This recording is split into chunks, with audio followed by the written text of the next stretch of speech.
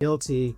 Doing that was definitely a risk. We're around the shows that we did with Coco Brothers, like the shows where you climbed up to see Raekwon. So how does it feel being the first person to actually rap over your part in Guilty? Oh man, Guilty was amazing time, lots of creativity, Smaller had his Peril, who the group he was managing, and we were doing tours with musicians and artists, DJs, all that. So it's a part of the skate culture, and it's a part of my upbringing. But how do I feel about that? It was kind of strange at first, because it was the first time it was my first song I ever did, and I was doing it over my park. So it was just it was definitely new grounds.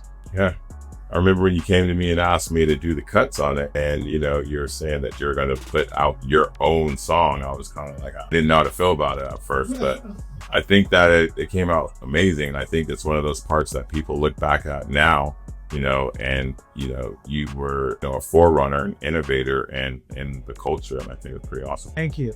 I appreciate that. It's always difficult to do things that are out of the norm or to be judged, and especially as a skateboarder, when you're rapping and people say, oh, stick to skating or whatever. So at that time with Guilty, doing that was definitely a risk, but at the same time, just didn't really care what anyone thought back then. And plus, that was the truth, the power of living and staying true to culture. 100%, dude. Yeah, you being around, traveling on tour with other rappers, DJs, with skaters. Yeah, it was just a part of our culture. 95, just even helping out with the voice promo bonus track, and taking some of those artists with us on tour. I think it just showed that it was accessible for you.